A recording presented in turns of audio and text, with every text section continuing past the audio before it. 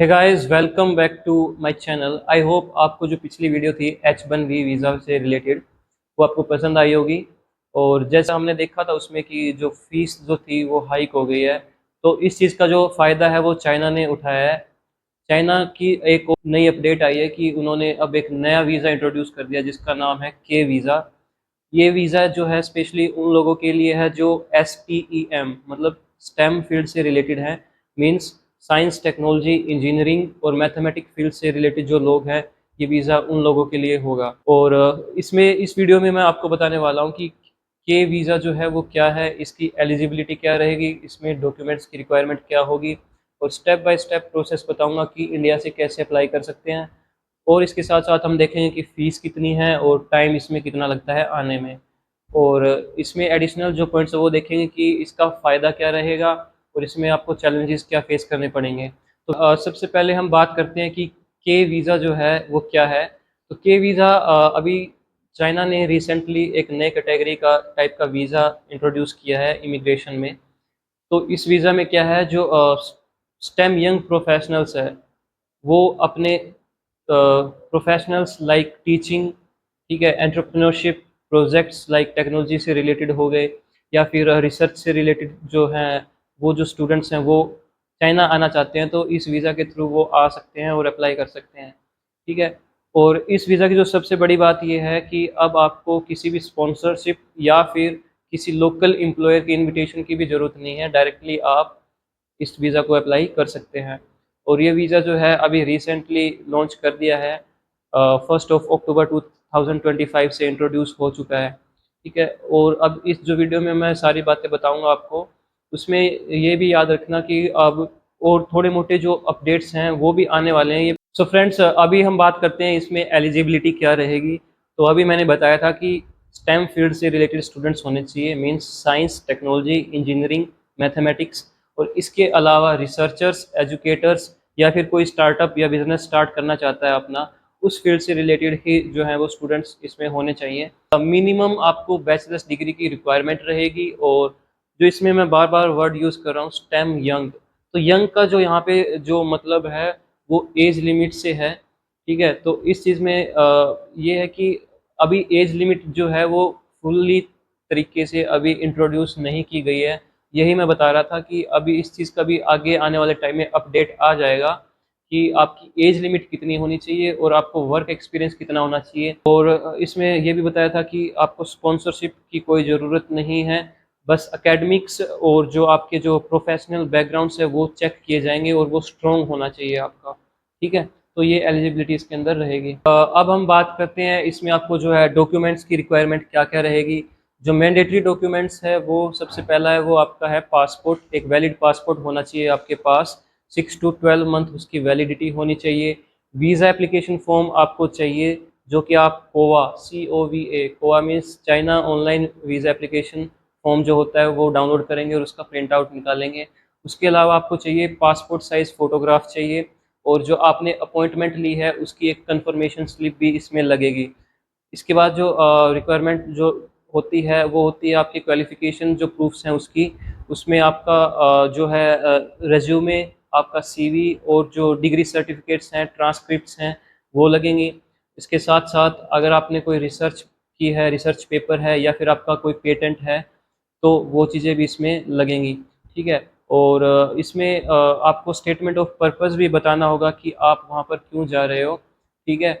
और इसके अलावा जैसे रिकमेंडेशन लेटर भी आप ऐड कर सकते हो, ये चीज़ ऑप्शनल है। और नेक्स्ट जो चीज़ है वो है फंड्स एंड जो स्टे है वो आपको प्रूफ देना होगा। फाइनेंशियल जो स्टेटमेंट है वो आपकी लगेगी, मींस बैंक की स्टेटमेंट, जो कि 3 to 6 मंथ पुरानी होनी चाहिए। ठीक है। उसके अलावा आपको स्टे का जो है वो प्रूफ दिखाना होगा, या तो होटल बुकिंग या जिस एड्रेस पे आप जाने वाले हो उसका प्रूफ। उसके अलावा जैसे आपका जो है बैकग्राउंड चेक भी करेंगे, मीन्स आपके पास PCC होना चाहिए, पुलिस क्लियरेंस सर्टिफिकेट, और मेडिकल सर्टिफिकेट भी होना चाहिए। अब हम बात करते हैं इसकी फ़ीस और प्रोसेसिंग की। तो वीज़ा फ़ीस जो है इंडियन एप्लीकेंट्स के लिए वो है डिफरेंट रहेगी।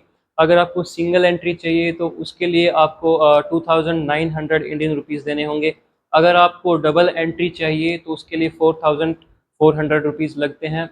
अगर आप 6 मंथ की जो है मल्टीपल एंट्रीज लेना चाहते हो तो उसमें आपको 5,900 लगेंगे। और इसके बाद जो है 12 मंथ मल्टीपल एंट्री, उसमें आपको 8,800 आपको देने पड़ते हैं। तो CVASC जो सर्विस फीस है वो लगभग 2,000 है, और इसके साथ साथ उसके एक्सप्रेस चार्जेस भी लगते हैं। तो अप्रोक्सीमेटली जो टोटल कॉस्ट आता है वो 5,000 से लेकर के 12,000 के बीच आता है, depending on the type and up speed of the document processing. So next जो बात आती है फ्रेंड्स वो है कि इंडिया से आप इसको अप्लाई कैसे करेंगे।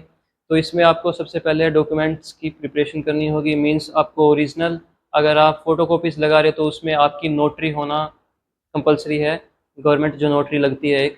और ट्रांसलेशन अगर रिक्वायरमेंट है तो वो भी इसमें आपका लगेगा। फिर उसके बाद है कोवा जो फॉर्म है वो फिल करना है। कोवा है China online visa application form, उसको फिल कर निकालो और प्रिंट आउट निकालो उसका। फिर आपको अपॉइंटमेंट जो है वो बुक करनी होगी CVASC से। CVASC means China visa application service centres हैं इंडिया के अंदर डिफरेंट प्लेसेस में, लाइक दिल्ली, चेन्नई, बेंगलोर। यहाँ पे विजिट करोगे, डॉक्यूमेंट्स आप अपने सबमिट करोगे और बायोमेट्रिक्स दोगे, और फीस पे करनी होगी वहाँ पर जाके आपको। इसका प्रोसेसिंग टाइम जो है वो 3 टाइप का होता है। अगर आप रेगुलर में अप्लाई कर रहे हो तो आपका जो प्रोसेसिंग टाइम है वो 4 डेज़ का रहेगा। अगर आप एक्सप्रेस में अप्लाई कर रहे हो तो उसमें आपको 3 डेज़ का टाइम लगता है। और फिर आता है रश, रश में आपको 2 दिन का टाइम लगेगा। फिर आपका जो है वीज़ा लग जाता है, वहाँ से वीज़ा कलेक्ट करना है और उसके बाद आप चाइना में जा सकते हो। और चाइना में जाने के बाद विदिन 24 आवर आपको या तो लोकल पुलिस स्टेशन में या फिर आपको होटल में वहाँ पे रेजिडेंस रजिस्ट्रेशन करवाना मैंडेटरी होता है। ठीक है। सो अब हम बात करते हैं इसके एडवांटेजेस की। आपको मल्टीपल एंट्रीज के बेनिफिट्स मिलेंगे इसमें। उसके अलावा जो स्टेम प्रोफेशनल्स हैं उनको डायरेक्टली जो है एंट्री मिलेगी चाइना के अंदर। स्पॉन्सरशिप की आपको ज़रूरत नहीं होगी, ना ही किसी लोकल जो एम्प्लॉयर है उसकी इनविटेशन की रिक्वायरमेंट है। इसके साथ साथ जो है चाइना एक वह बहुत ही एडवांस कंट्री है, तो इसमें आपको रिसर्च और इनोवेशन के लिए बहुत ज़्यादा अपॉर्चुनिटीज़ मिलने वाली है। अगर हम इसके चैलेंजेस की बात करें तो आपको चाइना में चैलेंजेस भी फेस करने पड़ सकते हैं।